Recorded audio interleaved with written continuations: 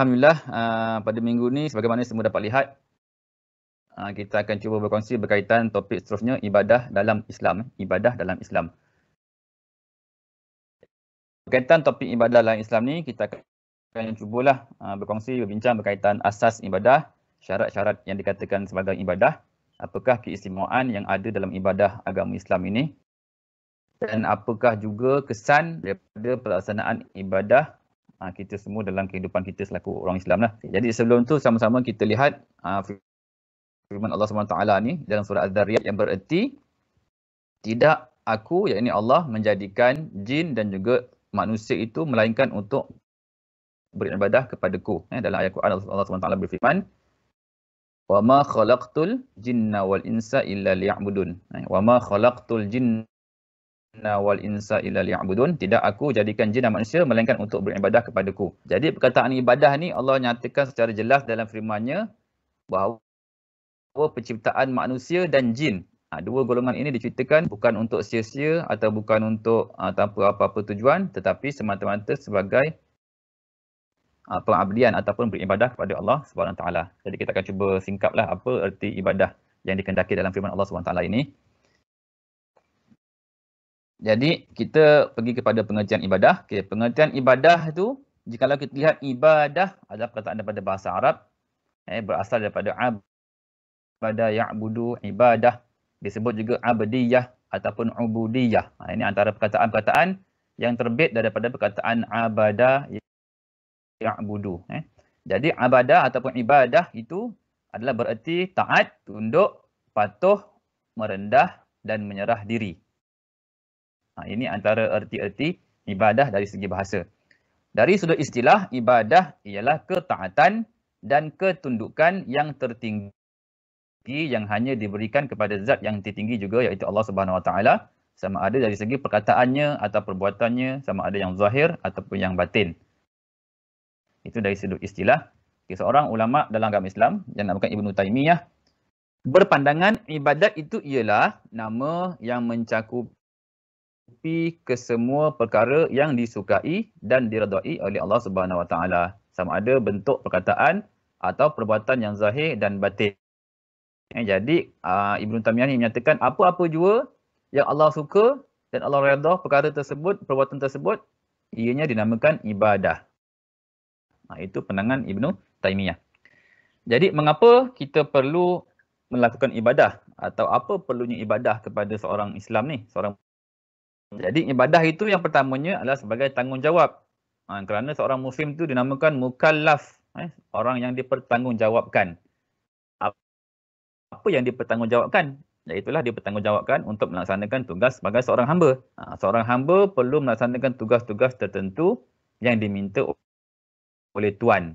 Kalau hamba di kalangan manusia, hamba tersebut kena buat apa yang tuannya suruh. Begitu juga manusia ni, tuannya ialah Tuhannya, iaitu Allah Subhanahu Wa Taala. Jadi yang pertama kerana melaksanakan tanggungjawab sebagai seorang hamba. Yang kedua, kerana ibadat itu ialah teras kedua agama Islam selepas akidah. Perkara pertama selepas orang itu mengaku di Islam, yang pertama sekali dia buat juga ialah dengan dia berpegang kepada kepercayaan yang betul. Rukun iman tu paling penting.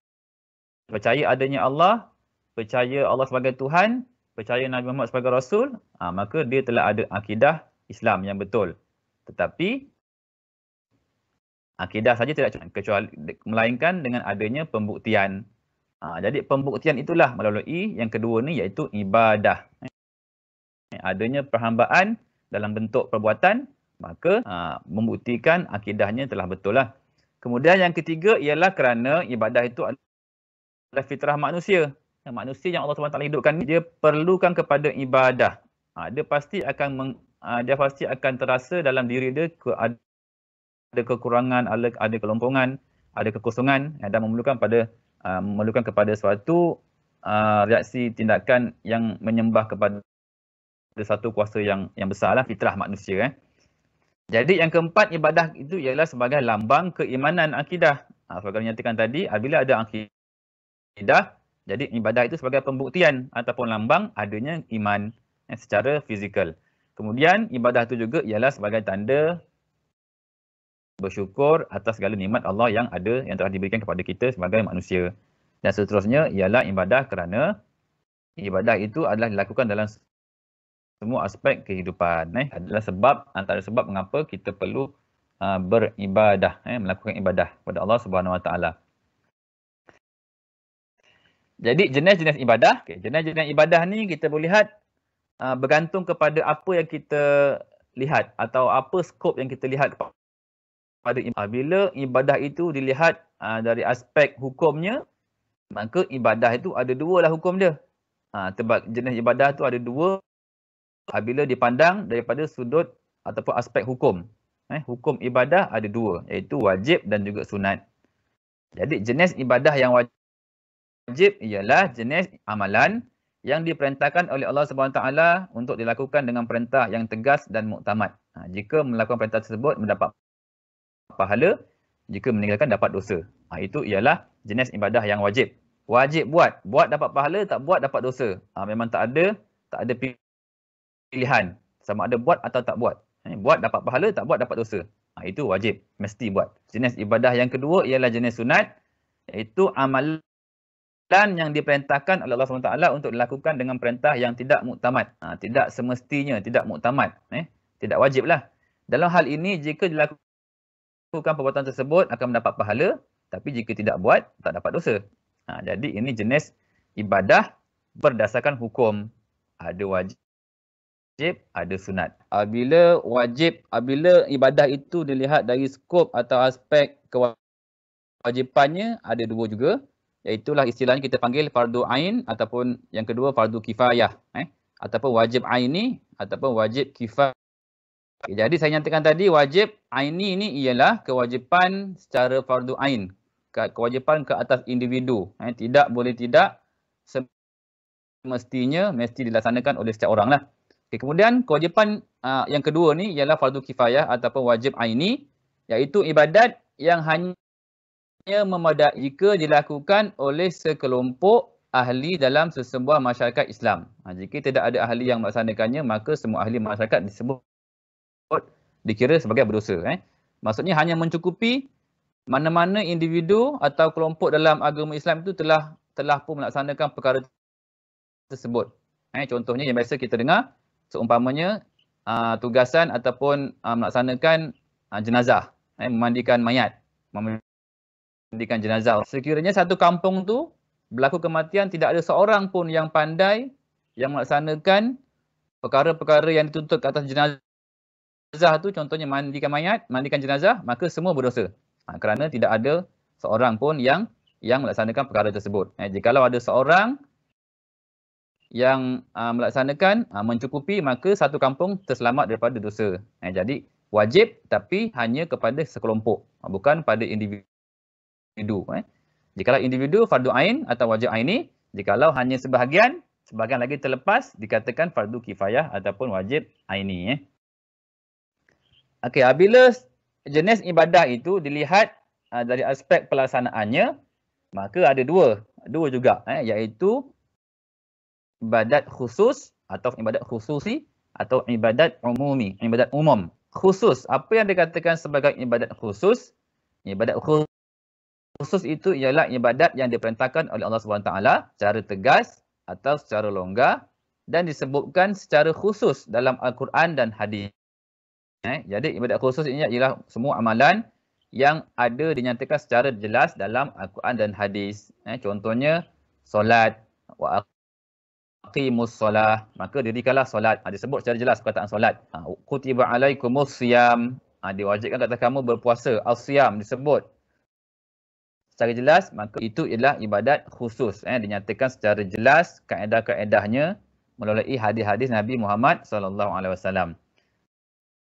Kemudian jenis pelaksanaan ibadat yang kedua ialah ibadat umum. Umum ni ialah ibadat ataupun amalan kegiatan hidup manusia yang wajib memenuhi syarat-syarat berikut. Selain ibadat khusus. Maksudnya ibadat umum ni ialah ibadat yang tidak dinyatakan secara jelas, secara khusus dalam Al-Quran dan hadis. Tapi mestilah menepati syarat-syarat yang dinyatakan. Iaitu yang pertama, mestilah perkara tersebut diakui oleh syarat dan sesuai dengan agama Islam. Yang kedua, tidak bercanggah dengan syariat Islam, tidak ada unsur kezaliman, tidak ada unsur khianat dan sebagainya, unsur-unsur yang tidak dikendaki dalam Islam lah. Kemudian yang ketiga, amalan tersebut dikerjakan dengan niat ikhlas semata-mata kerana Allah Subhanahu Wa Taala. Tidak ada riak, tidak ada ujub, tidak ada sum'ah. Itu ibadat umum. Jadi apa-apa jua yang bukan ibadat khusus tetapi kita melaksanakan ada 3 unsur ni, maka dia dikategorikan sebagai ibadat. Tapi kategori ibadat umum. Okey, asas ibadat. Okey, apa yang kita perlu tahu tentang ibadat dalam Islam tu perlu ada 4 perkara ni. Yang pertama, ibadat dalam Islam mesti ada ilmu, berasaskan kepada ilmu. Kemudian ibadat itu perlulah juga ada hubungannya dengan iman. Kemudian yang ketiga, ibadat dalam Islam tu perlunya juga ada unsur ihsan. Dan yang keempat, ada unsur ikhlas. Maksudnya keempat-empat ni mestilah bergerak seiring sejalan. Maksudnya dalam satu rantaian yang sama. Jikalau tak lengkap, tak lengkap, tak kurang sempurnalah kita punya ibadah. Okay, jadi, bila dikatakan ibadat kita itu asasnya perlulah ada ilmu, maka ilmu yang kita ambil, yang kita rujuk itu mestilah ilmu yang sahih, ilmu yang benar, iaitulah cara kaedah melaksanakan ibadah sebagaimana yang diajarkan, yang ditunjukkan oleh Nabi Muhammad SAW. Kemudian ilmu tersebut mestilah bermanfaat.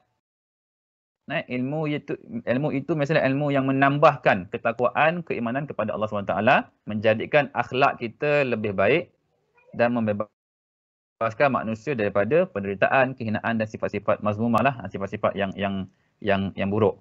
Itu mestilah ilmu. Kerana ilmu ni kalau kita lihat, ada ilmu yang tidak menambahkan takwa, dia ambil ilmu-ilmu yang tidak betul. Maka itu tidak dinamakan sebagai ibadat. Ibadat di sini, ilmu yang dikehendaki dalam ibadat mestilah ilmu yang memberi manfaat, yang menambahkan ketakwaan kepada Allah SWT. Kemudian ilmu tersebut bila diamalkan dijadi ibadat. Jadi seumpama ada pepatah dalam bahasa Arab, al-ilmu bila amal kasyajar bila samar. Ilmu bila amal yang tidak diamalkan kasyajar seperti pokok bila samar yang tidak ada buah. Maka ilmu itu sia-sialah. Ilmu yang tidak diamalkan, maka ilmu tersebut tidak dikatakan sebagai ibadat, hanya terpendam sahaja. Itu ilmu. Asas pertama perlu ada ilmu. Kemudian asas yang kedua dalam ibadat tu kena ada, kerana iman itu tidak dapat dilihat oleh seseorang, oleh sesiapa pun. Tetapi ibadah yang dilaksanakan itulah sebagai ataupun manifestasi kepada iman yang ada pada seseorang. Contohnya, ada orang tanya, kau beriman, kamu beriman ke dengan Allah? Beriman. Apa buktinya? Tak nampak bukti. Sekiranya dia solat, maka nampaklah bukti dia beriman. Kerana Allah menyuruh seseorang supaya solat, wajib solat. Dengan dia bersolat, ternyata ada unsur iman dalam dirinya. Jadi sebagai manifestasi kepada iman seseorang. Jadi orang yang tidak beriman, orang yang beriman tidak hanya membenarkan dengan hati, dengan lidah, tetapi kena laksanakan dengan ibadah, dengan amal, dengan amal perbuatan.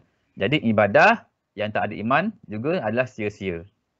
Iman tanpa ibadah sia-sia, ibadah tanpa iman pun, contoh dia beribadah kepada Allah SWT tapi tak ada iman, maka pun tidak sia-sia jugalah. Kemudian unsur yang ketiga, asasnya perlu ada ihsan. Ihsan ni dari segi bahasa dia, daripada bahasa Arab lah, ahsana yuhsinu ihsan, iaitu bekerja dengan baik, beramal, berusaha dengan tekun. Dari sudut istilahnya ada beberapa pengertian, antaranya mengelokkan perbuatan zahir dengan ibadah dan mengelokkan perbuatan batin dengan ikhlas, ihsan. Dan sebagaimana hadis Nabi Muhammad SAW dalam satu hadis yang panjang, hadis yang menyatakan kat situ tentang iman, apa itu Islam, apa itu ihsan, dan hadis tersebut menyatakan tentang tanda-tanda hari kiamat, sebagaimana mungkin semua pernah dengar, iaitu berkaitan persoalan malaikat Jibril yang menyerupai seorang lelaki yang bertanya kepada Nabi Muhammad SAW dalam keadaan lutut bertemu lutut. Jadi malaikat Jibril tanya kepada Nabi, apa itu Islam? Apa itu iman? Apa itu ihsan? Apa tanda-tanda hari kiamat? Jadi dalam hadis itu ada menyatakanlah apa itu ihsan. Ihsan tu ialah menyembah Allah seolah-olah kamu melihatnya. Jika kamu tidak dapat melihatnya, maka Allah sedang melihat kamu. Jadi ihsan tu ialah seolah-olah kita melihat Allah dalam setiap gerakan kita. Kalau kita tak nampak pun kita anggap je. Kita beretikad yakin Allah nampak kita. Itulah ihsan. Kemudian ihsan tu juga ialah mencapai keikhlasan dengan mendekatkan diri kepada Allah dalam setiap keadaan dan urusan. Jadi asas yang ketiga dalam ibadat adanya ihsan. Kemudian asas yang keempat, ikhlas. Setelah ada ilmu, setelah ada iman, kemudian ada ihsan, ada juga ikhlas. Ikhlas ni dalam hati, kita tak nampak ikhlas. Jikalau orang tanya, jomlah makan sama-sama, aku ikhlas ni belanja, ikhlas. Dia sebut ikhlas. Tapi tak nampak ikhlas dalam hati, tak nampak. Dia sebut baru tahu ikhlas. Oh, ikhlas. Tapi betul atau tidak, kita tak tahu. Jadi cara mengukur keikhlasan tu melalui tiga antaranya ialah tiga tanda. Tanda yang pertama, jikalau seorang tu ikhlas, ialah dia tidak menghiraukan pujian atau cacian orang ramai. Orang puji ke, orang mencaci ke, dia tak heran. Dia tak kira. Maksudnya dia tidak hiraukan. Sebab dia buat kerana ikhlas kepada Allah SWT. Tidak menghiraukan pujian atau cacian. Kemudian yang kedua, tidak mempamerkan pekerjaan dan amalan yang dilakukan. Dia tidak ingin menunjuk-nunjuk lah. Orang kata istilah tidak menunjuk. Kalau dia dah buat, orang anggap, sekiranya seorang tu menganggap dia menunjuk-nunjuk, mungkin itu bukan tujuan dia untuk menunjuk-nunjuk. Tapi mungkin itu adalah perbuatan dia yang senantiasa istiqamah, tapi orang nampak macam menunjuk-nunjuk. Tapi yang kedua ni dinyatakan ikhlas tu ialah tidak menunjuk-nunjuk atau mempamerkan amalan yang dilakukan. Yang ketiga, dia akan lupa pada ganjaran pahala, sebaliknya mengharapkan keredaan kepada Allah SWT. Ini dah ikhlas tahap tinggi lah. Dia buat tu bukan nak pahala dah, tapi nak harapkan keredaan. Ini dah kena ikhlas tahap tinggi lah. Jikalau kita sebagai orang biasa, kita buat satu perkara tu semata-mata kerana Allah SWT dan mengharapkan ganjaran pahala. Tapi jikalau tidak mengharapkan atau melupakan pada pahalanya, tapi semata-mata nakkan keredaan Allah, kerana apabila dapat redha Allah, maka automatik dapat pahala dan dapat ganjaran-ganjaran yang lain, maka itu sudah sampai tahap yang tinggi lah, ikhlas yang tinggi.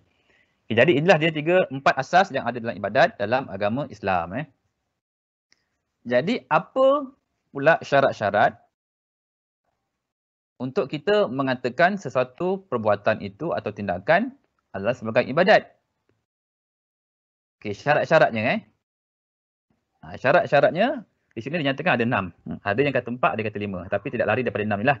Okey, yang pertama, untuk menjadikan sesuatu perbuatan atau tindakan itu ibadat, niatnya semata-mata kerana Allah SWT. Yang pertama sekali, kena niatnya betul kerana Allah SWT. Yang kedua, perkara yang betul, perkara yang halal, perkara yang dibenarkan. Itulah amalan yang tidak bercanggah dengan syariat Islam. Kemudian syarat yang ketiga, mestilah secara sederhana. Maksudnya jalan pertengahan yang diambil untuk memenuhi tuntutan naluri semula jadinya. Secara sederhana. Berkaitan secara sederhana ni, ada kisah pada zaman Nabi Muhammad SAW, yang mana ada seorang ni bertanya kepada Nabi Muhammad SAW. Dia kata, dia tak nak kahwin, dia nak beribadah semata-mata, dia tidak mahu kahwin. Dan dia kata dia nak puasa setiap hari, dia tak nak berbuka. Kemudian dia satu lagi, Allah Alam, saya lupa pula. Tapi nak katanya, sebab tu Nabi cakap kepada sahabat ni, sesungguhnya engkau adalah ada mempunyai hak ke atas diri kamu. Kepada Tuhan kamu ada hak, kepada diri kamu ada hak. Maksudnya kita perlu melaksanakan hak-hak yang kita perlu laksanakan. Tidak hanya semata-mata khusyuk sangat beribadah sepanjang hari, setiap masa, tanpa memikirkan tentang hak-hak yang ada di sekeliling kita. Hak untuk diri sendiri, hak untuk ibu bapa, untuk masyarakat dan sebagainya. Jadi ibadat ini antara syarat-syarat ketiganya ialah secara sederhana sahaja. Kita buat yang wajib, buat yang sunat, maka sudah cukup. Jikalau sepanjang masa beribadat yang khusus, maka dia akan menyusahkan kehidupan lah. Tapi semua sekali akan menjadi ibadat sekiranya ada niat dan melaksanakan perkara yang betul. Jadi yang ketiga, kena ada unsur sederhana. Kemudian pelaksanaannya ialah niat dan matlamat yang baik diikuti dengan cara yang baik. Maksudnya niat betul, matlamatnya pun betul, cara pelaksanaannya pun betul. Dikira sebagai ibadat. Kemudian perbuatan tersebut tidak meninggalkan kewajipan yang asas. Perbuatan yang kita lakukan tidak meminggirkan amalan yang wajib. Seperti solat fardu, puasa dan zakat. Contohnya perniagaan. Berniaga itu akan dikira sebagai ibadat. Contoh keluar pagi-pagi lepas sembahyang subuh, kita berniaga. Berniaga. Niat kerana Allah SWT. Kita tak buat perkara yang tak betul. Jual barangan yang halal. Yang tidak bercanggah dengan mengamalkan sikap-sikap yang baik kepada orang, pada pembeli contohnya. Kemudian apabila masuk waktu zuhur, dia tak semayang. Waktu asar pun tak semayang. Maka dengan sebab dia meninggalkan kewajipan yang wajib dia buat tu, seperti solat fardu, maka ibadat umum dia tadi tu, berniaga tu telah tercemar lah. Tercemar dengan perbuatan dia yang tidak melaksanakan kewajipan asas. Kemungkinan perkara tersebut bukan lagi menjadi keradaan, menjadi penghinaan kepadanya, kerana dia telah meninggalkan solat akibat kerana terlalu khusyuk dengan perniagaan yang secara betulnya jikalau dia melaksanakan dengan betul akan dikira sebagai ibadat, ibadat umum lah. Kemudian dilakukan dengan tekun, bersungguh-sungguh. Ibadat itu mestilah dilaksanakan dengan sungguh-sungguh, tekun, cekap dan melaksanakan tugas dan pekerjaan. Kerana Rasulullah SAW ada menyatakan, Innallaha yuhibbu idza amila ahadukum amalan an yuskinahu.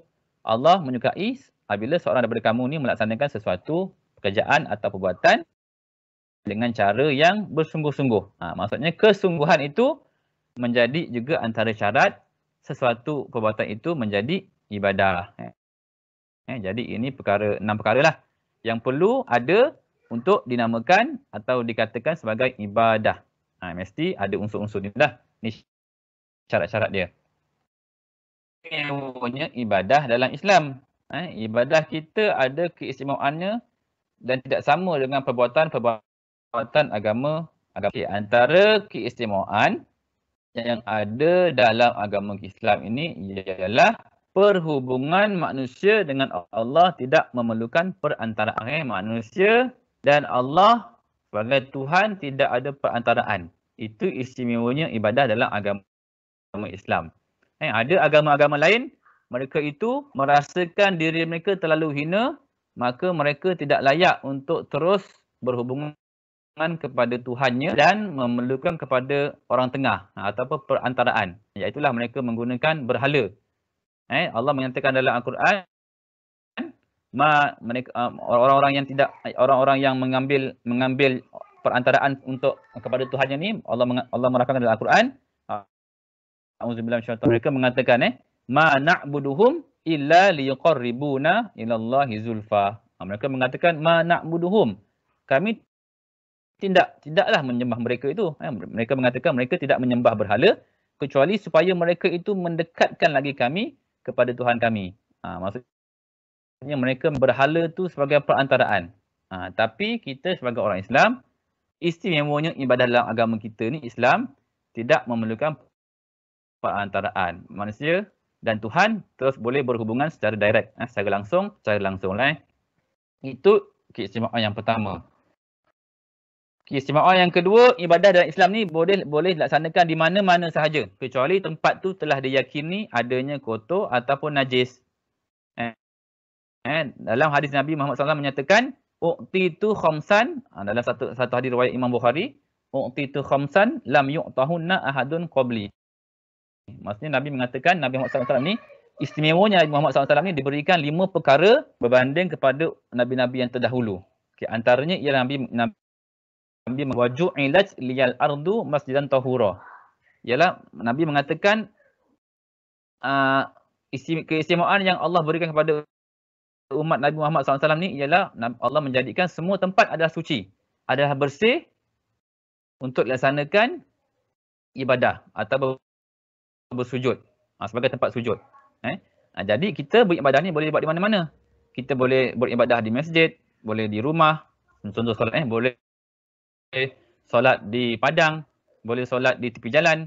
Maksudnya tidak memerlukan kepada tempat-tempat khusus seperti mana agama-agama tertentu yang kena buat di dalam rumah-rumah ibadat mereka. Tapi kita Islam istimewanya boleh buat di mana-mana sahaja, kecuali yakin adanya tempat tersebut kotor, najis, tak bolehlah. Maka tempat-tempat yang kita yakin bersih, boleh buat ibadah di situ. Itu yang kedua.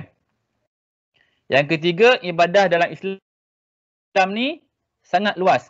Setiap apa-apa juga aktiviti atau perbuatan boleh jadi ibadah jikalau kena menepati syarat-syarat yang telah dinyatakan tadi. Jadi semua boleh jadi ibadah. Daripada bangun tidur sampai nak kejam mata, semua boleh jadi ibadah dengan syarat. Ada cukuplah syarat-syaratnya. Yang pertama ada niat kerana Allah SWT, menepati syariat Islam, tidak mengabaikan ibadat-ibadat khusus yang wajib dan sebagainya. Tidak ada sebagainya lah. Jadi boleh jadi ibadah. Itu istimewa. Kemudian yang keempat, setiap ibadah dalam Islam ini mengikut keupayaan manusia dan tidak membebankan. Ikut keupayaan. Dalam surah Al-Baqarah, kita biasa baca, A'udzubillahi minasyaitonirrajim, la yukallifullahu nafsan illa wus'aha. Allah tidak menyusahkan, tidak membebankan seseorang itu kecuali apa yang dia mampu. Jadi ibadat ni dalam Islam ikut keupayaan. Contohnya dalam solat. Allah meletakkan, Nabi Muhammad SAW menetapkan solat itu rukunnya yang pertama selepas takbiratul ihram mestilah berdiri. Mestilah berdiri dengan tegak. Berdiri dengan tegak dulu. Berdiri dengan tegak baru boleh solat fardu. Baru diterima. Tetapi hukum ataupun ketetapan untuk berdiri dengan tegak itu dalam solat tidak diwajibkan kepada mereka yang tidak ada kemampuan. Jika tidak mampu berdiri, ada keringanan. Ada rukhsahnya. Ada keringanan terhadap perkara-perkara yang tidak ada keupayaan dalam perkara tersebut. Jadi ibadat Islam ni fleksibel. Maksudnya jikalau yang pertama tak mampu, boleh ikut cara yang kedua. Tapi dengan syarat mesti yang pertama tidak mampu. Seperti mana solat. Contohnya zakat juga. Zakat hanya diwajibkan kepada orang yang ada kemampuan dari segi kewangan ataupun dari segi harta. Jikalau tak ada, tidak wajib zakat. Maka tidak membebankan. Itulah istimewa ibadah dalam agama Islam ni yang telah nyatakan ada 4 di sini. Okey, apa kesan ibadah dalam kehidupan? Ada kesan-kesan ibadah dalam kehidupan. Yang pertama, dengan sebab kita melaksanakan ibadah, jikalau kita melihat kepada perkara-perkara wajib dalam Islam tu, yang pertamanya dapat mencegah perbuatan keji dan mungkar dengan pelaksanaan ibadat solat. Dalam Al-Quran Allah menyatakan, Innas solata tanha 'anil fahsya'i wal munkar. Sesungguhnya solat itu dapat mencegah daripada perkara yang keji dan mungkar. Jadi kesan dia apabila kita melaksanakan solat, kita akan dapat terhindar daripada melakukan perkara-perkara yang keji dan mungkar. Timbul soalan. Biasa kalau kita dengar di Radio IKIM ada menyatakan, jikalau seorang tu telah pun solat tapi tetap juga buat perkara-perkara mungkar, adakah solatnya itu tidak membantu individu tersebut meninggalkan perkara-perkara mungkar? Jadi jawapannya ialah dia kena solat dan terus solat. Lama kelamaan solat itu akan mencegahnya, akan mengubatinya daripada perkara-perkara keji yang telah lakukannya. Sebab itulah kena solat. Berbanding kalau orang dia ni solat tapi curi juga. Solat tapi masih lagi mengumpat orang, kan contohnya. Tapi lama kelamaan dia solatnya, solat itulah yang akan mengubahnya kepada perkara-perkara yang lebih baik. Berbanding mereka yang tidak solat. Jikalau dia kata, buat apa solat? Aku pun masih lagi mengumpat orang. Dia pun tinggal solat. Maka tak adalah. Dengan meninggalkan solat, maka tidak ada ubat ataupun penawar yang mampu mengikis sikit demi sedikit perbuatan-perbuatan kejinya. Jadi yang kedua, kesan solat itu ialah mengajar manusia mengawal keinginan hawa nafsu dan membentuk pribadi manusia dengan akhlak yang baik dengan pelaksanaan puasa. Jadi puasa itu membentuk atau mendidik hawa nafsu individu itu menjadi yang lebih baik. Dengan puasa kita menahan diri daripada makan, menahan diri daripada minum. Lagi lebih baik lagi dia menahan diri daripada perkara-perkara yang boleh mengurangkan pahala puasa. Maka perkara-perkara tersebut telah mengajar manusia untuk mengawal nafsu yang ada pada diri dengan berpuasa. Itulah kesan ibadah puasa. Kemudian yang ketiga, dapat menyemai rasa kasih sayang dengan adanya unsur ibadah yang dilaksanakan, iaitulah berkaitan zakat. Zakat tu ialah mengeluarkan harta untuk diberikan kepada orang lain yang kurang kemampuan. Jadi unsur mengeluarkan harta itu tidak mampu dilaksanakan kecuali seseorang itu dia yakin dan dia beriman dengan ketetapan Allah dan dengan niatnya untuk membantu orang lain. Niat membantu itu akan menyemai rasa kasih sayangnya dan menampakkan ukhuwah yang ada sesama orang Islam dan dapat menghilangkan rasa kedekut dan contohnya seorang yang kaya contohnya ada 100,000 dalam akaun. Jikalau tidak digunakan selama setahun, maka dia simpanan tadi perlu dikeluarkan sebanyak 2.5%, iaitu 2,500 perlu dikeluarkan. Jikalau dia tidak ada iman yang betul, tidak ada sifat kasih sayang, tidak ada sifat pemurah, maka dia tidak akan keluarkan. Tapi dengan dia mengeluarkan zakat 2,500 tadi, dia menghilangkan rasa kedekut dan bakhil dia. Secara tak langsung mewujudkan rasa kasih sayang dan ukhuwah yang ada di kalangan orang Islam. Kemudian yang keempat, mengajar manusia untuk mematuhi peraturan dan undang-undang dengan pelaksanaan ibadah haji. Jikalau kita melaksanakan ibadah haji ni ialah ibadah yang rumit. Silap sikit buat kena denda. Kena dam, istilahnya kena dam.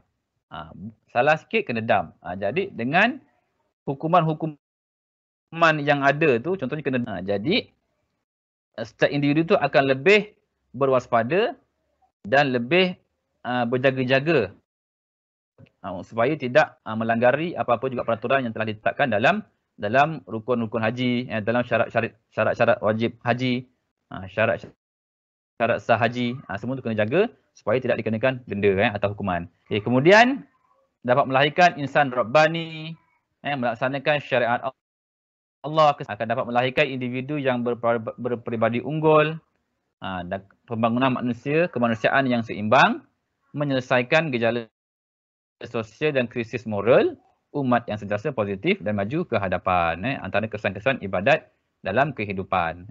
Orang yang rajin beribadat, dia sendiri akan dapat merasai rasanya manis ibadat dalam kehidupan. Seumpama orang kata gula, atau garam. Jikalau orang yang sepanjang hidupnya tidak dapat merasai, tidak pernah rasa gula dalam mulut dia, dalam lidah. Jikalau orang lain bercerita tentang manis, gula ni manis. Manis tu macam mana? Dia pasti tidak akan dapat rasa manis ni gula tu, kecuali dia sendiri yang masukkan gula dalam lidah dia, ada rasa manis. Oh, macam ni rasa manis. Jadi begitu juga ibadat.